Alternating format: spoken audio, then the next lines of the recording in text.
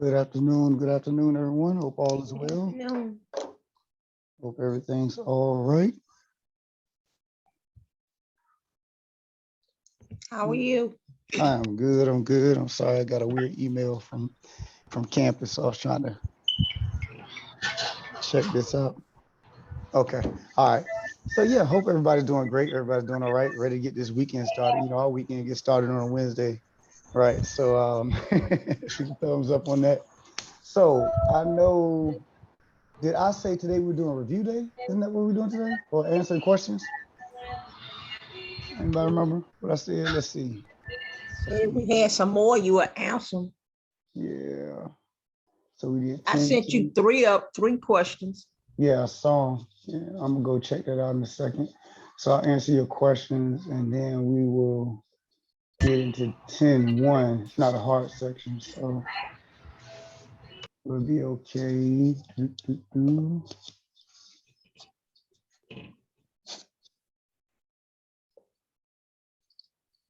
Just checking out some stuff real quick.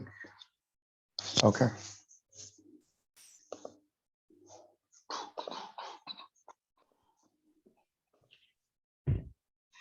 All right, hold on.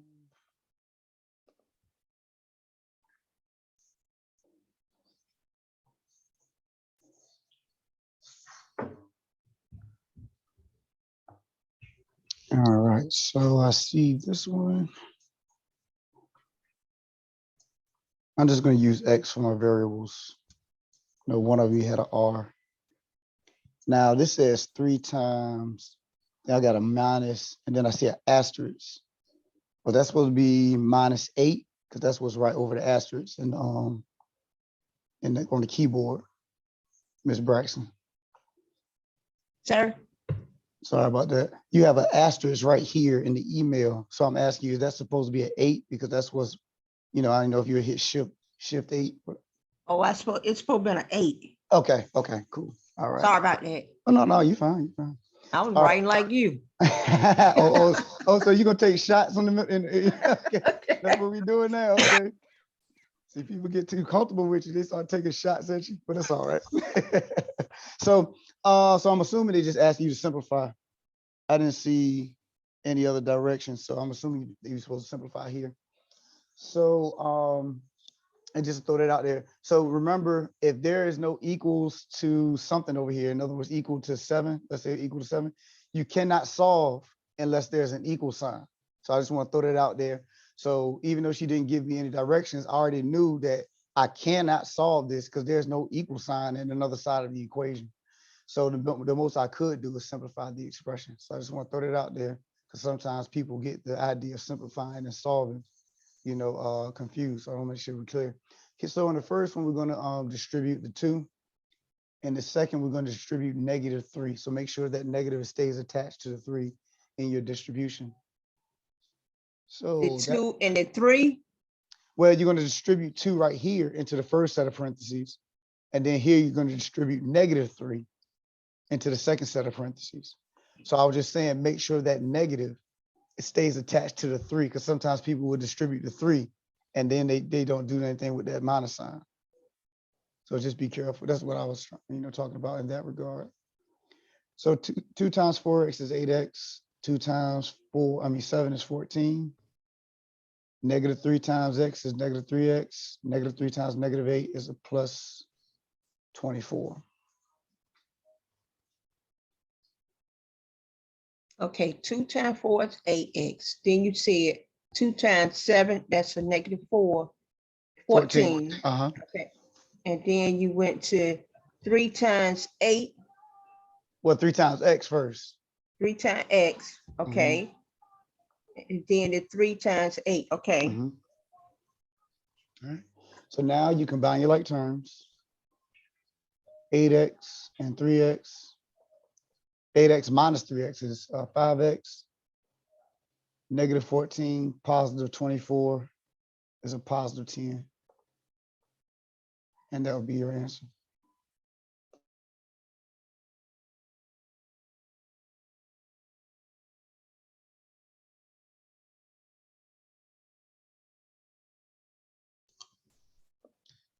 All right, are we good on this one before we go to the next one? Wait a minute, that's okay, that's.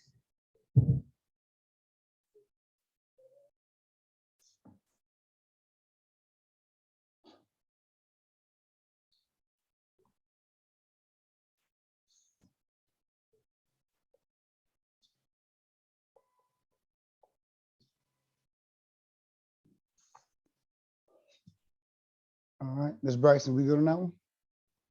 I didn't catch the 5. How did you get the 5? Oh, 8 minus 3, 8x minus 3x. Okay, So you're just combining your like terms, your x terms, and then your terms without x. okay, I get it. Okay. And that's it. Mm-hmm. So you good on that one now? Yes, sir. Thank you. Okay, yeah, not a problem. So the next one, we're simplifying again. We're going to distribute -2. Now there's no parentheses here, so there's nothing to distribute. So always make sure you adhere to the symbols that you see. So -2 times -2, well, -2 times 2x is -4x. -2 times -3 is a +6. Then we have 8x minus 4.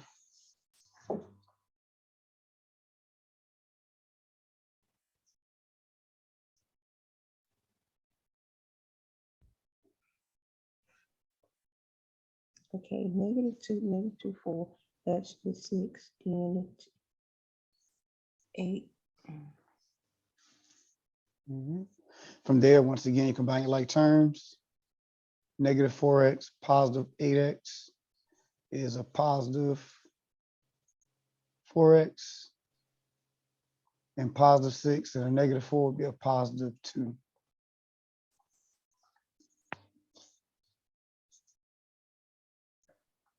And that'll be it. Mm-hmm. All right. So I think you had a few more. Let me find them first. What I'll do is I'm going to do some of the lecture for today so that others, can go ahead and No do some problem. stuff. No problem, sir. And then I'll come back to some more of your questions. Thank you so much. Yep. No problem. No problem. All right. So I know the next time when I send, if I ask someone to send you the subscription that's over top of it, tell them exactly what to do with it. What you mean by that? You like you said, simplify this and Oh, like you said, yeah. So I know exactly what they want from you. Yeah. Okay. And you could something that's if it's something simple. If it's something like that has a long set of directions, you can always say, hey, what happened to my view page? Okay, you can always say 2.4 number 5, and I can go look at it. Okay, I thought I should. Yeah, if the directions are too long or something like that. So okay, thank you. No problem. All right, so this is our first section in chapter 10. 10.1, ratios and percents. So let me erase, I might as well erase this. Well, no, I'll leave it because I may need to reference it later. So we're not B4 or 4.1. That's just old books that we had before, but 10.1 is ratios and percents.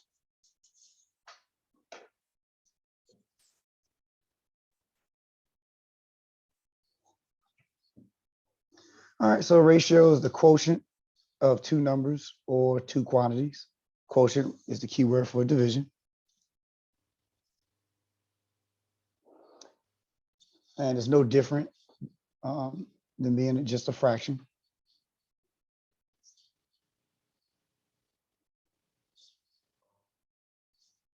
I notice we have three ways that we can represent a ratio.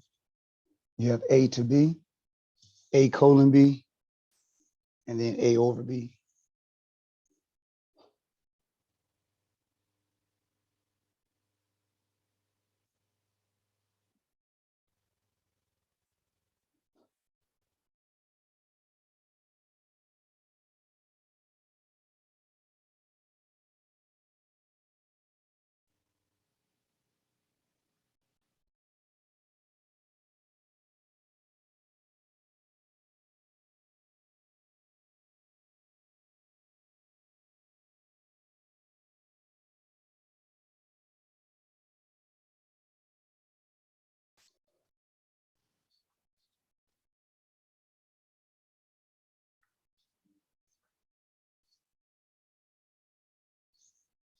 By holding on to black.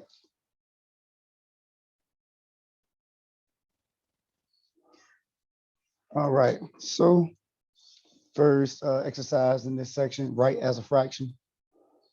We have the ratio of 2 parts salt and 5 parts water. That's just 2/5. Professor, Mm-hmm. could you go just a little bit into explaining what you said that definition was? Just the division of two numbers.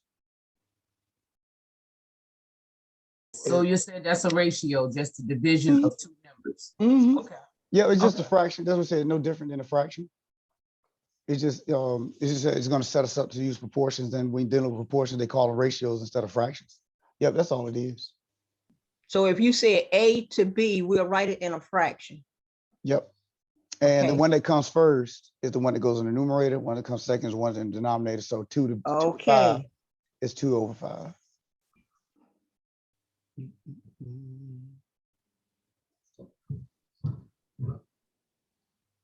But yeah, Ms. Glover, yeah, that's all it is. Just, yeah, it's just another way of talking about a fraction. That's it.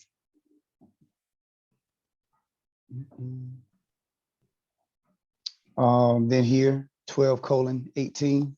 That's the same thing as 12 to 18. And so they want you to write it as a fraction. So that's 12/18. And then here you see how we can reduce that ratio of 12 to 18 to 2 to 3.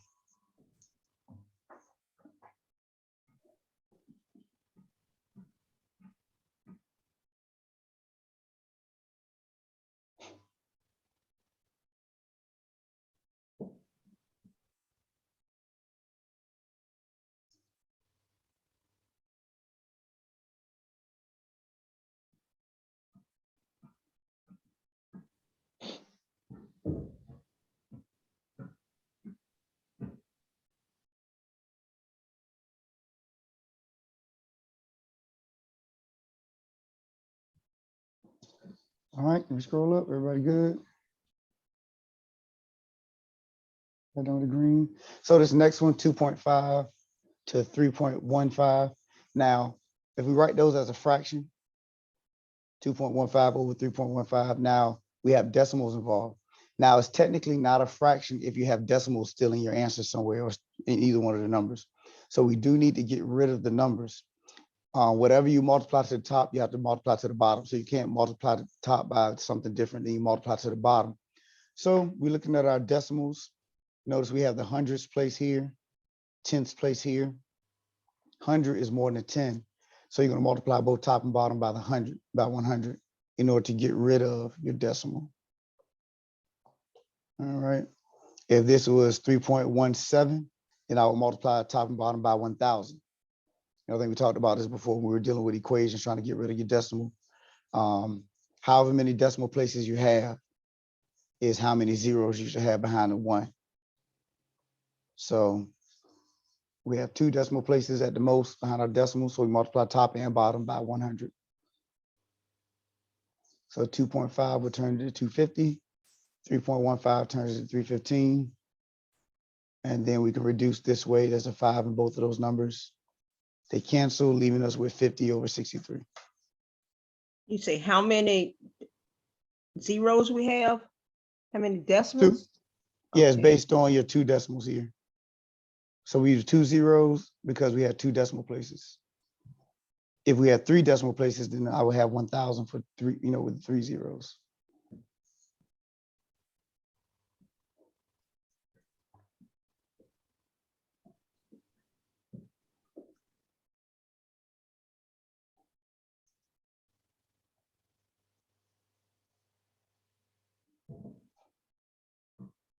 So, Professor, even though the top and bottom has 2 different placeholders, like the 2.5, the 5 is the tens, and then that one, the 5 is the hundreds, we automatically take the biggest one. Exactly. Because in order to keep your equivalency, you can't multiply one by the top by something different than you multiply to the bottom. So we know the 100 would clear this one out. So it got to clear this one out as well. So we just go with the larger one. Gotcha. Thank you, sir. So we added a 0. Mm-hmm. Okay. Yeah.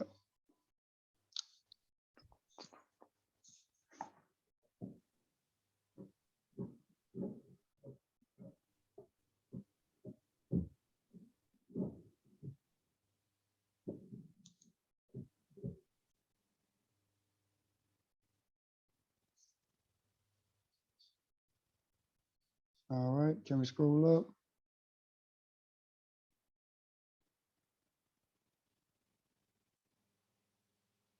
Okay. Proportions set us up to talk about, well, ratios set us up so that we can talk about proportions. So proportions is a statement that two ratios are equal.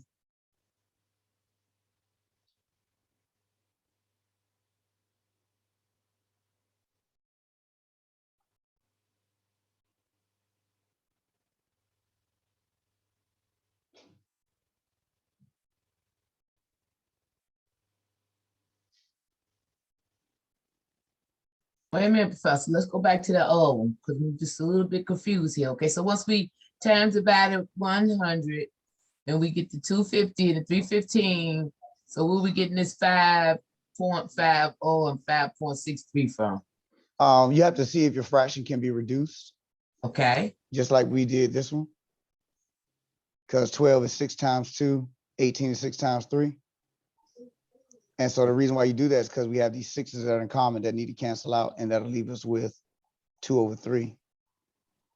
So both of these have 5 that's in common. So 250 is 5 times 50, and 315 is 5 times 63. Okay. Yeah. So those are not decimals, those are multiplication. Well, that's 5 divided by 250, and the 5 divided by 215, pretty much. Yep, yep. As long as there's a 5 in both of them, you can just divide them both. But I was just doing this to walk it out so you can, see what I was, Okay, because I was just like, he's getting this 50 and 63, even the 2 and the 3. But then you took and divided the 6 by the 12 and the 18, the 5 by the 250 and 315. Got it. Mhm. Okay. Mhm. I got Thank it you for now. asking that. You was confused too. I was still working on the problem. I was doing a snapshot that while I work on the problem.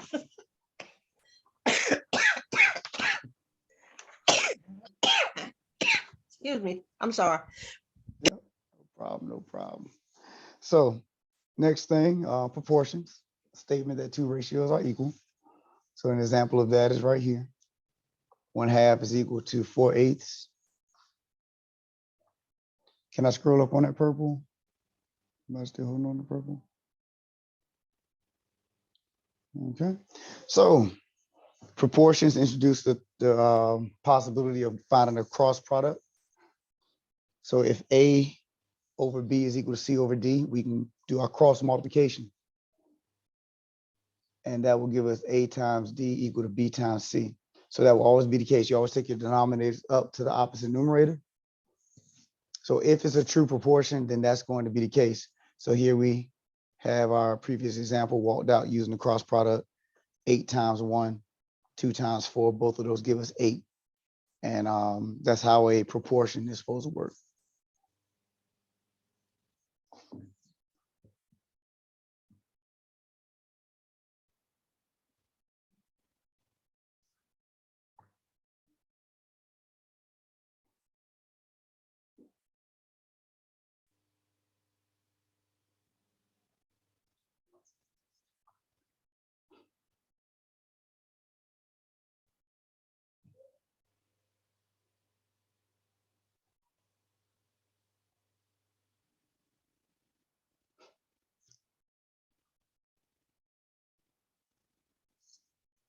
All right, can we scroll up?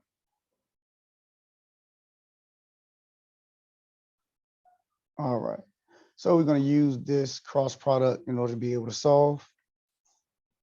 So I know I have my red X arrows here, but initially you just have 45 over X equal to 5 over 7. And then you do your cross multiplication because you want to know what is X. So you cross multiply, X goes up to the 5, 7 goes up to the 45. And you have this right here, 45 times 7 equal to X times 5.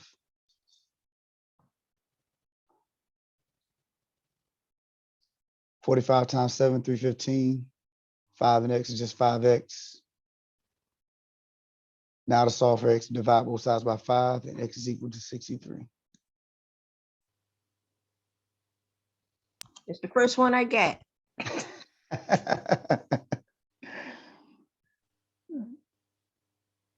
Any questions before we go to the next one? So whenever you have a solid fraction equal to a solid fraction, you can just cross multiply and follow this procedure. Whenever I have a solid fraction to a solid fraction. See how we have just one fraction here and just one fraction here? Mm-hmm. So in other words, if I had something, now you won't get this in proportions. I'm talking about, let's say if I had 5x, 5 over 7 plus x over here. See, now I got something else over here, so I wouldn't be able to cross multiply, you know. So that's all I was saying.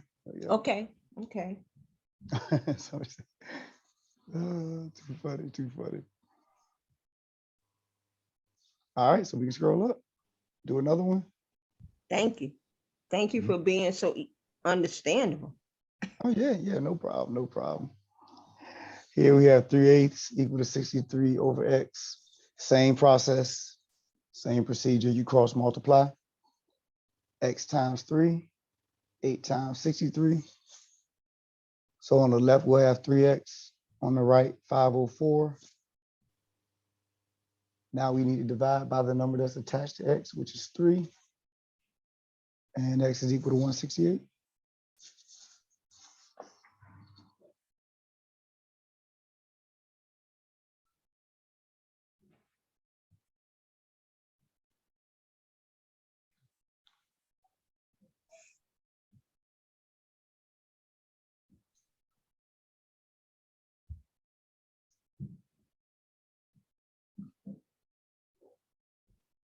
It's coming back. I took this 40-some years ago in Norfolk State.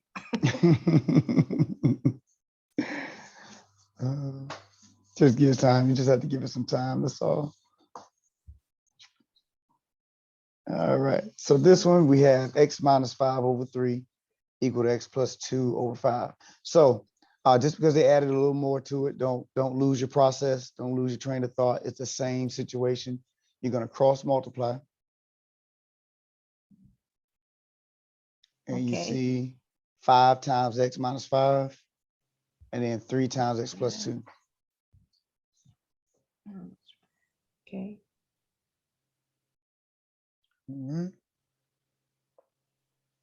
Once you have that, you can distribute. That'll give you right here. 5 times x is 5x. 5 times 5, that'll be minus 25. 3 times x, 3x. 3 times 2 is 6.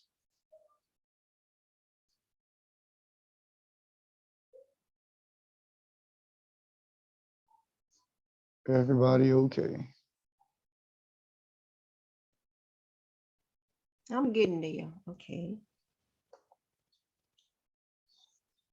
All right, so next.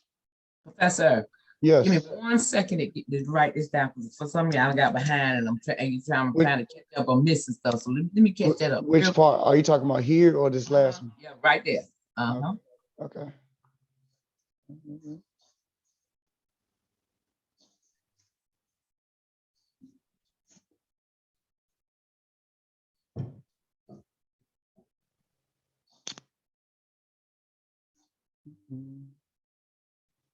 I'll just finish talking it out while she's finished copying it. I think most people are just copying this. I think we'll be all right.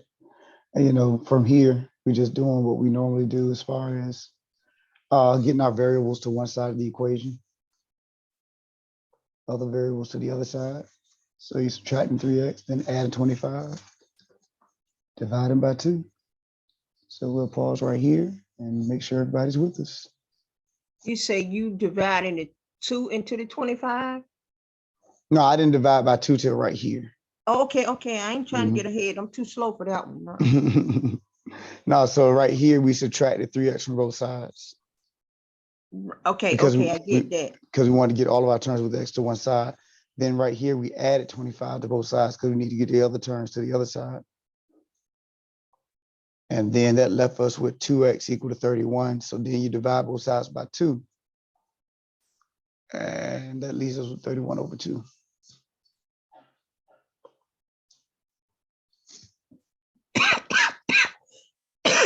Excuse me. Okay, Professor, but sometimes I get confused in when we supposed to turn it into a, if they don't ask you to turn it to simplify, like that one there could be turned into a mixed fraction. We just leave it. That's it. So you got to remember there are three different things that you can do, and only one of them is mandatory. So you're talking about converting it to a decimal, converting it to a mixed number, or simplifying. And a lot of times people get this confused with these two. You have to simplify. These two you don't have to do. So turning into a mixed number is not simplifying. Converting it to a decimal is not considered simplifying. Simplifying is when you do, where are we at? This right here, or this right here. When you have a fraction that they have something in common with the top and bottom, and you can reduce the fraction down. And so that's simplifying. That's something that you have to do. So now when you look at what we have here at 31/2, you don't have to, you cannot reduce that because 31 is not divisible by 2, but you most definitely don't have to convert it to a decimal or a mixed number. Okay. Probably that X have a lot to do with why you don't. No, it's just that at this point, at this point, when you get to solving, they assume you're already experts at converting stuff to decimals and mixed numbers. So they assume you already know how to do that. So really, we're emphasizing the solving process and not emphasizing converting to a decimal or mixed numbers. Because really, when you're talking about that, that's not algebra, that's more of arithmetic. Gotcha. So really algebra is when you talk about solving equations, getting variables involved and all the stuff like that. So. Okay. Gotcha. Thank you, sir. Yeah, not a problem. It's a common question. You can trust me, it always come up. So you're in a good place. All right, is everybody done with this last problem? So we can go to the next one. All right. Yes, ma'am. You just wanted us to jam and rock out with you? I just muted. I'm sorry. All right, it's all good. Thought you just wanted to hear her too. So we on a map. We have 5 miles corresponds to 2 inches. How many miles corresponds to 7 inches? So I'll let you write that problem real quick, and then I'll explain what I did here.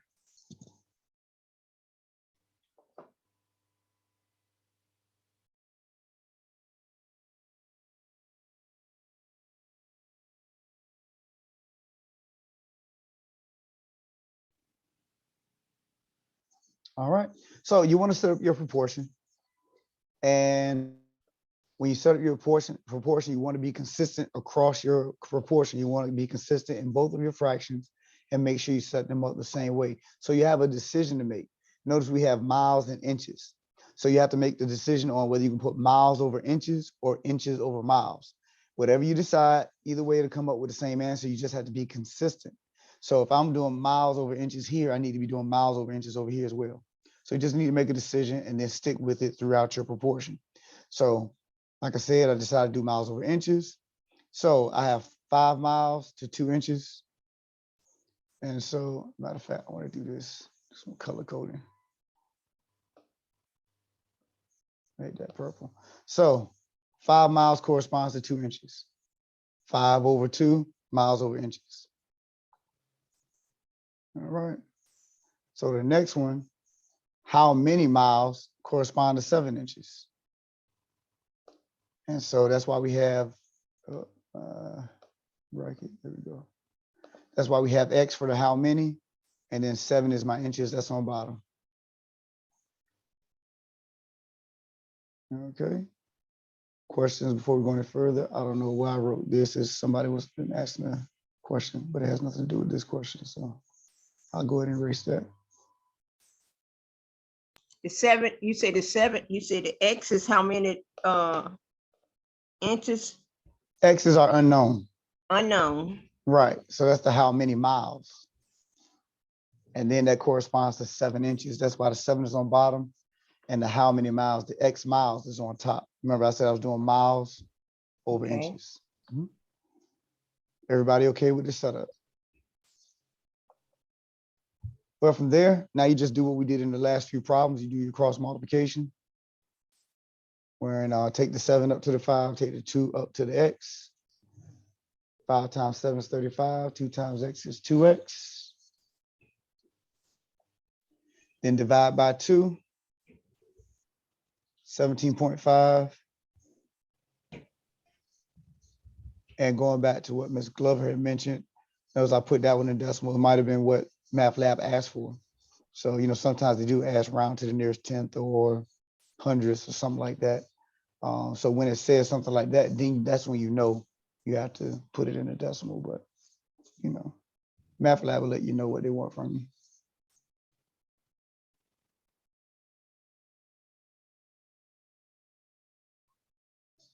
All right. Any questions? Any questions? So that's gonna be, we will write that side by side. 35 equals 2x side by side. It don't be wrote. So you're talking about after you cross multiply? After I cross multiply. Mhm. It's a, 35 equal to 2x, and then to finish it off, to actually solve for x, then you have to divide by 2 to get that 2 off of x. x, and then you divide by 2 on each side. Okay. That x is okay. So 17.5 inches is the answer. That would have been miles. The inches were down bottom. 5 miles. Yep, because the inches were down bottom. The miles is what we were looking for. Yep. So that now if I wanted to cross-check that, I mean, check that, go back and verify my answers right, how would I do that? You can plug it in right here and do 5 divided by 2. What's the decimal value for that? And then 17.5 divided by 7. What's the decimal value for that? They should equal out to the same thing. Okay.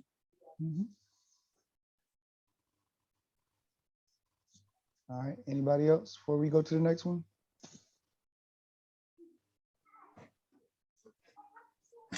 All right. So here, hold on a second.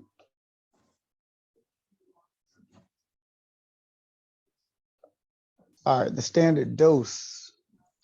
Why is this not? Okay. The standard dose of antibiotic is 4 cc's for every 25 pounds of body weight. At this rate, find the standard dose for a 140-pound woman.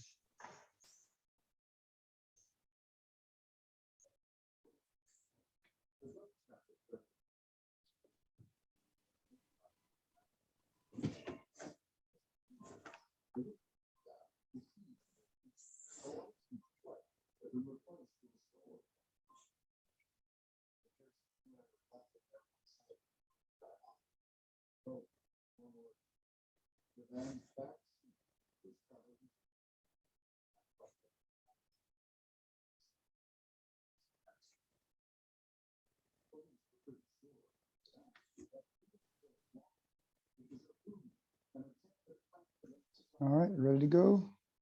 So same thought process as the last one, make a decision. Notice we have, yeah, that's fine. So we have cc's in pounds. So that's what I made a decision here to put my cc's over pounds. Once again, you could have did pounds over cc's. It does not matter. You just need to stay consistent in how you're going to set up your problem. So I did 4 over, what didn't that go with? I did 4 over 25. And then it says, at this rate, find the standard dose. Want to know what is the dose for 145? I said 145, 140-pound woman. So that's going to be X over 140. So the dosage or cc's over pounds. All right, questions on that?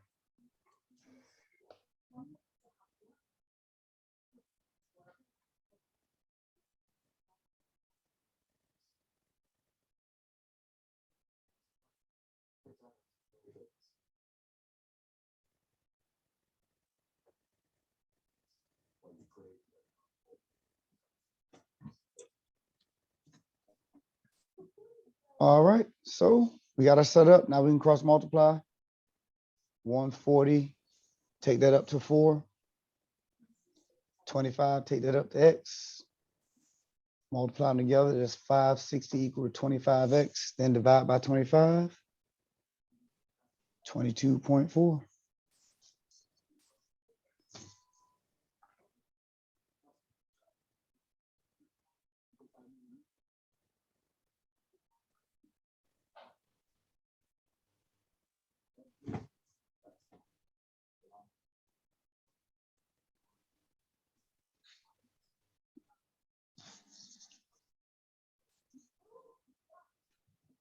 Questions? Any questions? Was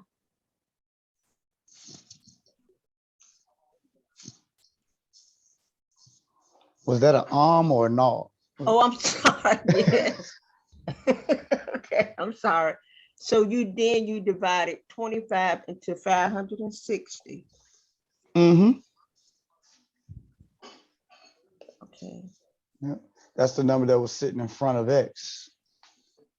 So we need to get that number off of x, and we divide both sides by that.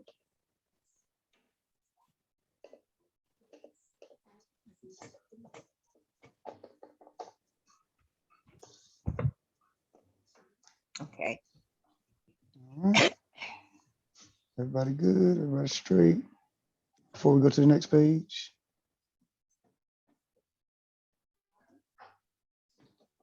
All right. So Mr. Tucker, that was 10-1. that was 10-1, yes. Okay.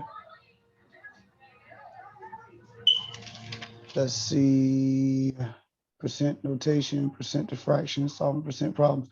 So why did I scratch that out like that? Got it. Okay. So 10-2 and 10-3.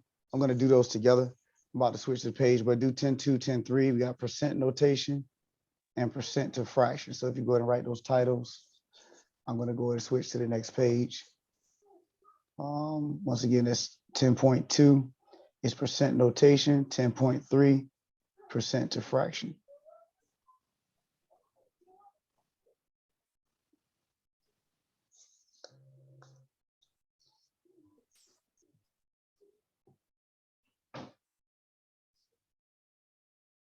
All right, 10.2 percent notation, 10.3 percent to fraction. Can I go to the next page?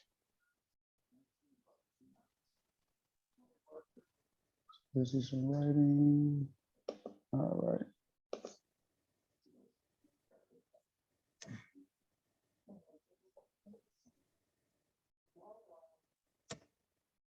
So we're gonna do this today, and this is where we'll stop. So, like that's not y'all 7.1. Remember, we 10, 2, 10, 3, we're right here. So percent. If you break down the word, that's percent. In other words, per 100. So 3 ways that we could represent the value of percent. That percent sign is 1/100. We use the symbol, which is the percent sign, or you can do 1/100, or that's 0.01. They all represent the value of percents.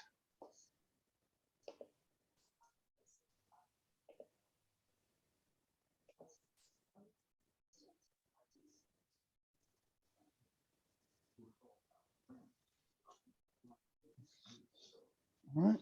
So first thing we'll do is convert decimals to percent.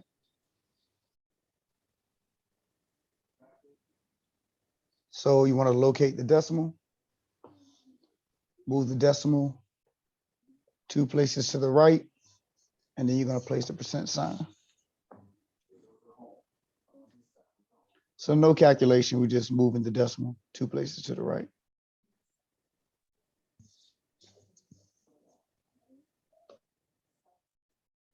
Because that signifies hundreds, is why we're moving it 2 places. Exactly. Exactly. The hundreds. Yep.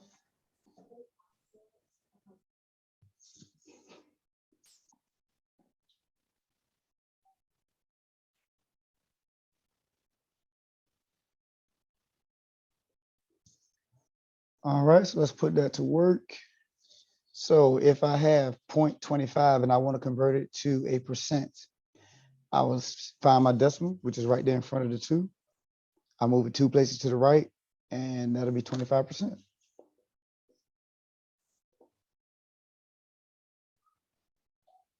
If I have 1.8, so there's only one value behind the decimal. So I still need to move it 2 places. So I use a 0 as a placeholder.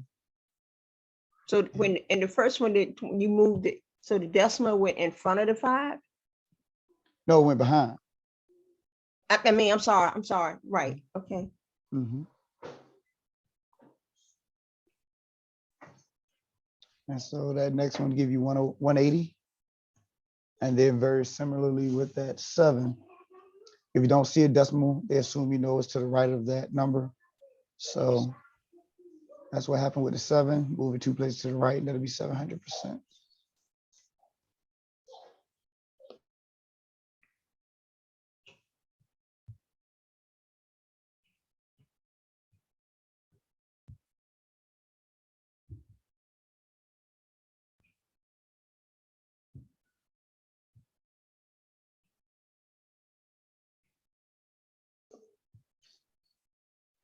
All right, questions on that? Make sure we're okay. Just move your decimal 2 places to the right and then placing your percent sign.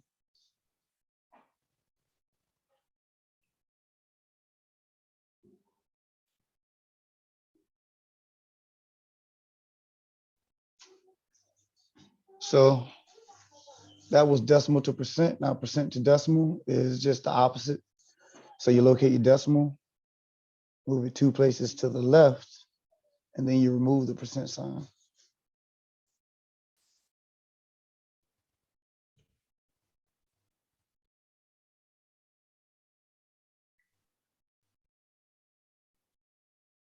Everybody done with the green? Yes.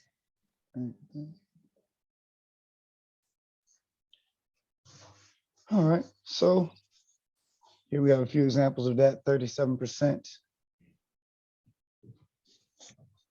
Gonna take the decimal, move it to the left. That'll be 0.37. And over here, I was just emphasizing that 0.37 and 0.37 are the same thing. MATLAB will receive it the same way as well. So whether you put a 0 over there or not, it's not, it doesn't matter. It's all about preference. Talking about that 0 to the left of your decimal. So then we have 2.9%. So you move your decimal 2 places to the left.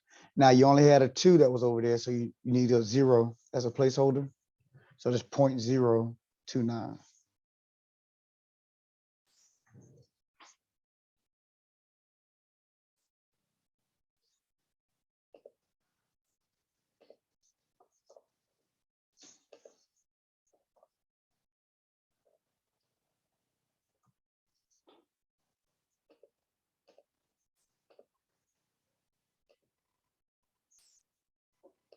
All right, any questions so far? Wait a minute. So it's 2.9%. You said move it 2 to the left. So if it's in front of the 9, 1, and you add the zeros to. Okay. Wait a minute. 2.9. You say add 9.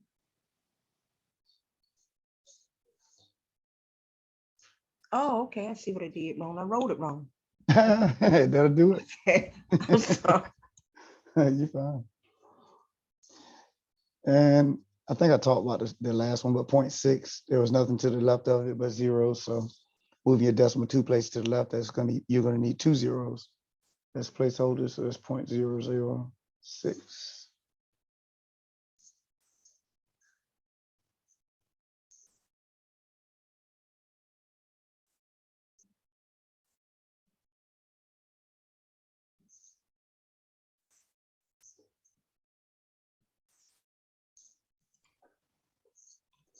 All right, can we scroll up?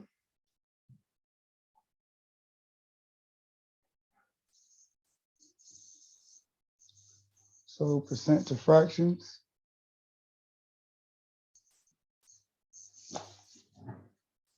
Hold on 1 second. I think I should have fraction to percent. Okay, just making sure I had it down there.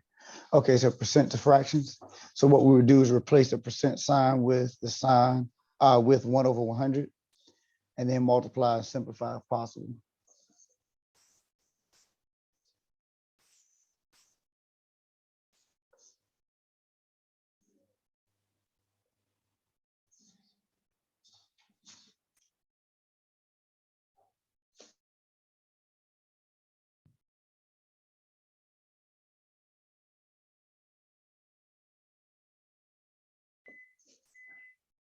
All right, so looking at 56%. So let's look at what we have here. So just 56%, but that percent I want to, I still have my ratio on, there we go. So replace the percent sign with 1/100. So that's what we got right here. That's what I did. So that's 56 times 1/100. Now 56 as a fraction is just 56/1. So you just multiply across to give you 56/100. So make sure we're okay at this point before I keep going.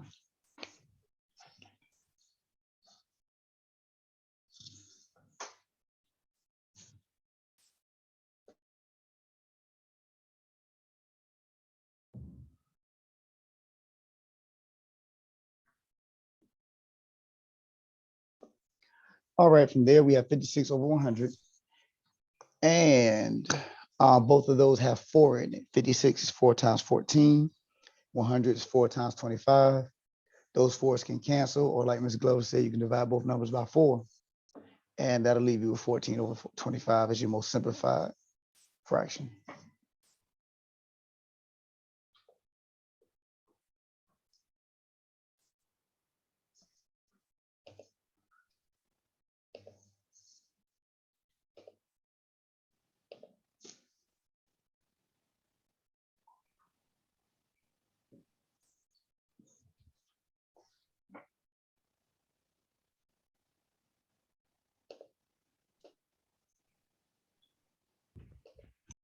All right, questions before we look at the next one?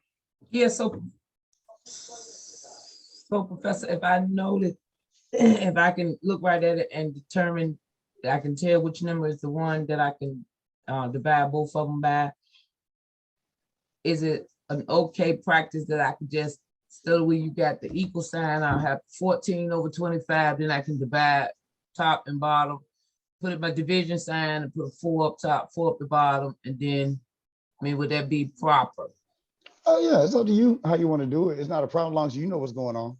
I do a Okay. lot of stuff on the board just to, make sure everybody see what I'm doing. But when you're doing your own thing, it's fine. Sometimes if you write something a certain way, you can get a whole different answer. So, Well, you just want to make sure that you're dividing at this point, right, and that's why. not putting division signs right here, beside the 14 and 25, because you don't want to divide 4 into 14. You divide Right. 4 into 56 and then Right. 4 into 100. Gotcha. Okay. Thank you. All right. So same thing here, 125%.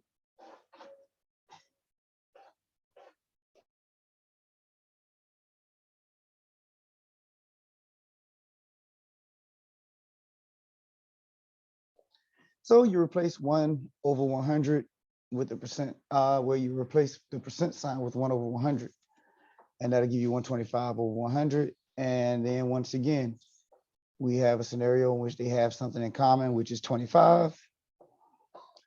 25s can cancel, and that'll leave you with 5/4. And don't forget, if you don't see the 25, you see that if nothing else, they're divisible by 5, because both of them, one ends in 5, one ends in 0. Same thing here, both of them divisible at least by 2. Well, you can just break it down and keep breaking it down until you get to a point where it can't be broken down any further. If you were to divide this by 2 twice, then it would have got you to the 14/25. Okay. You could have divided this by 5 and then recognize, oh, I can divide this by 5 again. And so you don't have to find the largest number initially. It's just that when you finish, you need to be here. at that Okay. 504. Thank you. Okay. Mhm. Everybody good? Go to the next one.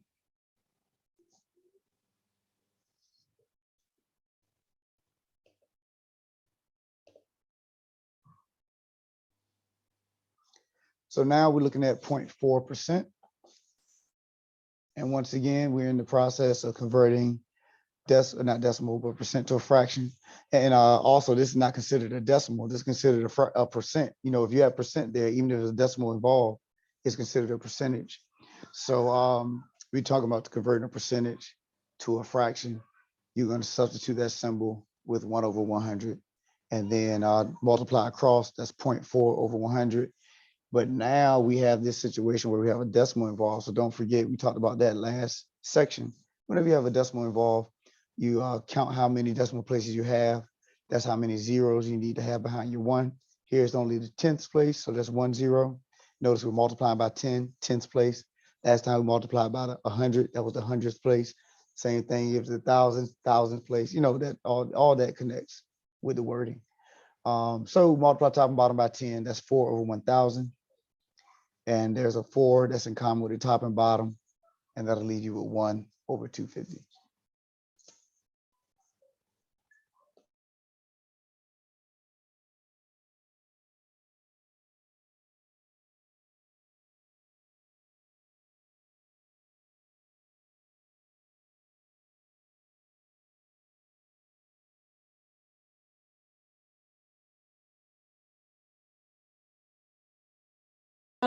Okay, you said now move the decimal a 10th place.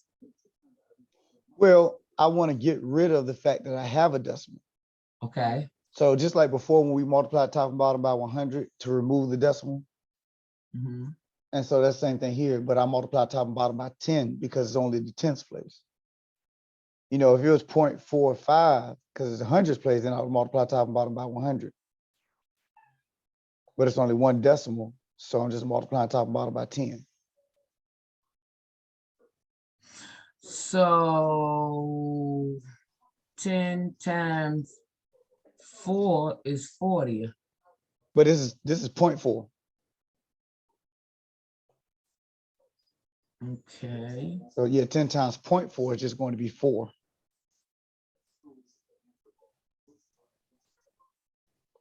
Okay, and how's that? I'm lost with that. I'm lost with that one. Throw it in the calculator. I don't understand. I don't see that it's right. I know you're right because you teach. I don't understand why is it right. Well, What that's how makes this that's how this works. This 10, when you multiply 10, because whenever you multiply by 10, if I multiply 10 times 4, like you said, it's 40, right? right? So let's do the work here. So you telling me that this is 40. 10 times 4 is 40. Now, whenever you multiply, you have to give an account for that decimal. Where's that decimal going to go? Right here. And that'll just be 4. Gotta be Okay, now I got it. space. That decimal gotta be moved one space. Mm-hmm. And it takes that 0 away that you would give an account for with the 40. I reckon I got that one. Okay. If all else fails, throw it in the calculator. How do you get 4? I know 10 times 4 is 40. Really messing with me. Yeah, but it was all about that Show decimal. Leo's. And then why did we times it by 10? Say that one part. Why did I times it by 10? Both top and bottom by 10. You have to keep your equivalency.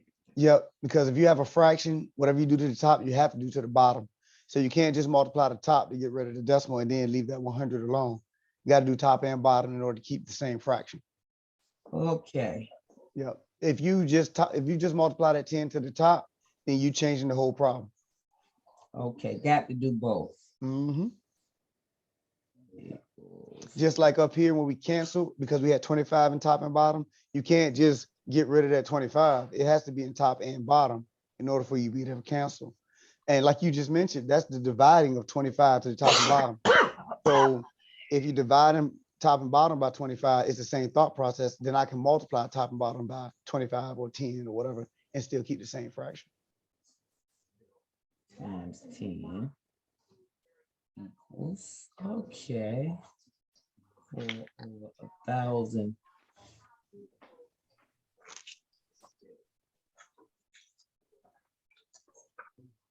And then 4 go into 1. 1 times 4 go into 1,250. Huh? 4 times.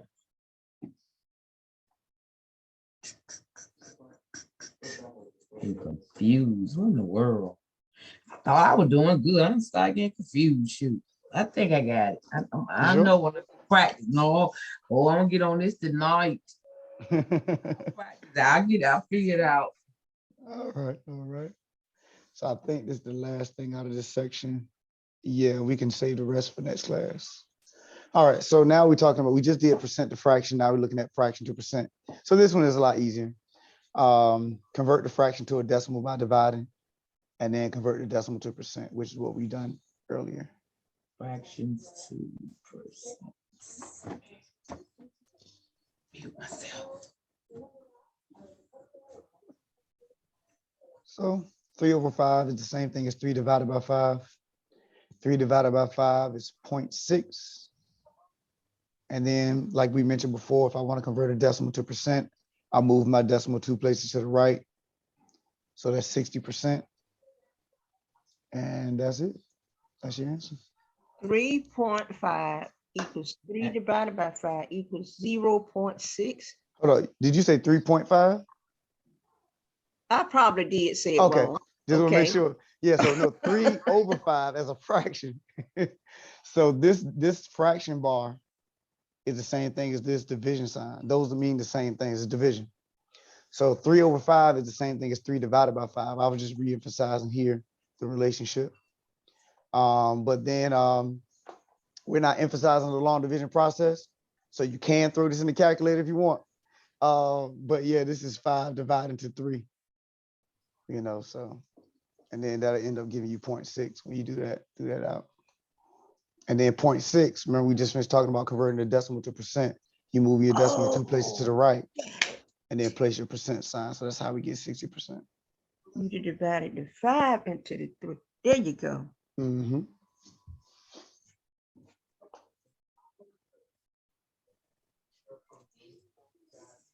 So we add in 3 zeros to get 60%, or No, it was 2 zeros?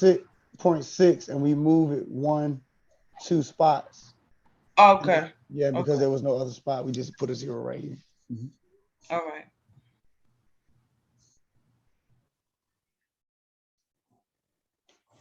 All right, is everybody okay with this one before we look at the next one? All right, so this next one, 2 1/4. So we want to convert that 1/4 to a fraction. 1/4 as a fraction, that's 0.25. You know, think about a fourth of 100 or a fourth of your dollars, 25 cents. You know, so that's where that's coming from, 0.25. Or like I say, throw it in the calculator. 1 divided by 4 is 0.25. When you get into once you get to this section, that goes back to what Ms. Glover was asking when I mentioned, you know, decimals and mixed numbers. Once you get to this section, they're assuming that you're good with the other stuff, the divide and long division and stuff like that. So the emphasis is not, you know, do you know how to do long division? So 1 divided by 4, throwing it in the calculator at this point is not a problem. So that's 0.25. And so that will translate to 2.25 as a decimal. So 2 1/4 is the same thing as 2.25. You know, I don't know how you got that. Okay. You're talking about 1 divided by 4? Okay, you got 2 1/4. So no, I'm lost. What part? You gotta give me, tell me where to go. All of it. All right. So Okay. 1 divided by 4 is 0.25. 1 divided by 4 is okay. And if you don't believe me, throw it in the calculator. I'm gonna throw it in the calculator. Because like, now I'll say this: if you want to take time out and go through the long division process, I can do that with you. But I wouldn't do that during this setting because, you know, that's not the focus of this exercise. And so, you got classmates that, I'm pretty sure they want to go to the next thing. So now if it was a part of the focus of this exercise, then I would harp on it.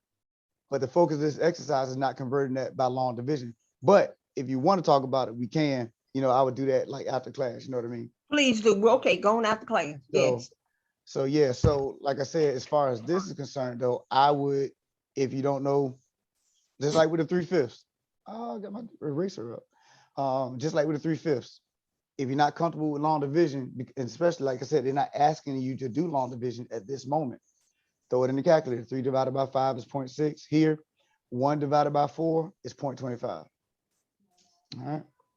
And then, so if that's the case, 2.25 is what that translates to as your decimal.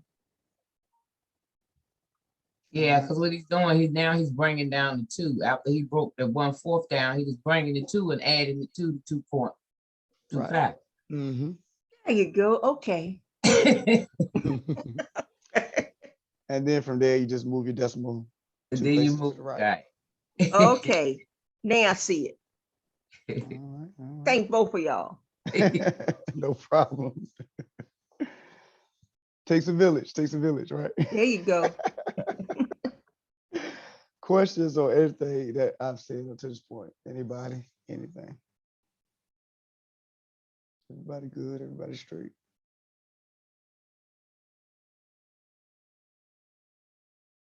All right. So that's 10-1, 10-2, and 10-3. So we'll stop right here as far as lecture is concerned. So as always, try to sup out, see if you get stuck on anything. Before we close out, did anybody have any questions or anything? Make sure we're good. Everybody straight. Okay. Well, if you guys are good, I'm good. Get into math lab, get this stuff done. I forgot the due date. I think, is it the 17th that I put for? Yes. Okay, thank you for, and see, I look back on the notes. I think initially I said the 6th when I look back at the notes later, but the 17th is fine. So we'll do the 17th and, don't hurt me nothing anyway. So make sure you guys get that in there. That's for chapters 2 and 3. Yes, 2 and 3. And we're doing chapter 10 right now. Yeah. And so, yep. So never hesitate to give me a ring if you have any questions. Other than that, you guys have a good one. Be safe. Have a great weekend. I have a question. All right. Take care. Take care. Ms. Braxton, you say you have a question? Mm-hmm. So when we go into our things, like we checking on them,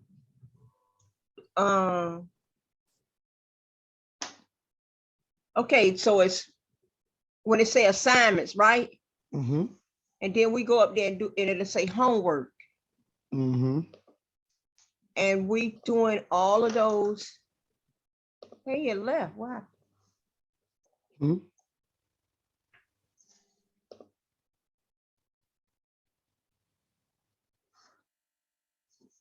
All right. Can you see my screen? Yes. Okay. So now you said assignments. Okay. And so we got this right here. Uh-huh. So you had a question about this? Yes. So we should still we should did all of these before we do the test. That would be the best practice, yes. Okay. But when you say homework assignments, we still up here on 2.4 or? Now, these are all of your homework assignments. Okay. Yeah, so you have a homework for each section that we talk about in the lecture. And so we've discussed 2.2 through 2.5 in chapter 2, and then 3.1 through 3.4 in chapter 3. So these are the sections that will be covered in this test right here, test 1. And so now this test review is not mandatory, but it will let you know and help you out as far as getting ready for this test right here. And so was that your question or? Yes, because see, you had sent an email, you said do question like 40 or something like that. 40? I don't know, but you went, okay, go to 1, 2. Then you sent an email out about homework January the 26th. And what did it say? On the homework? No, in the email, what did you say it said? I think you were just saying homework for January the 26th. I don't know what that email you're talking about. Oh, yeah, I saw that email today because I was looking at, I said, where did this come from? In the Gmail, it says homework and it has up there January the 26th. All right, let me see if I and that was an email that I sent that you said I sent out. Yeah. So my stuff is, why is it not letting me? Hold on, trying to go through Canvas now.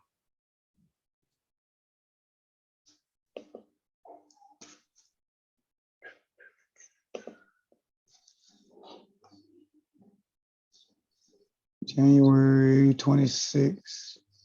I sent the email about withdrawals on student withdrawals on the 26th.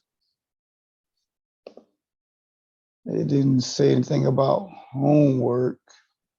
I wish I could go to my, how do I go to my Gmails and pull it up? So Hold on, I can show you. Oh yeah, you can see what I'm looking at. The screen is up. Yeah. So this is, it says that if you're not registered in Math Lab, you need to let me know. But these are the emails that I sent to you guys. And so on the 26th, like I said, it was talking about withdrawing. You know what? Maybe it was what me sending you a question. That's what it was. I sent you a question. Okay. But do you see it? You say you sent me a question on the 26th? I thought I did. I don't know how to go to. Hold on 1 second. 1 second.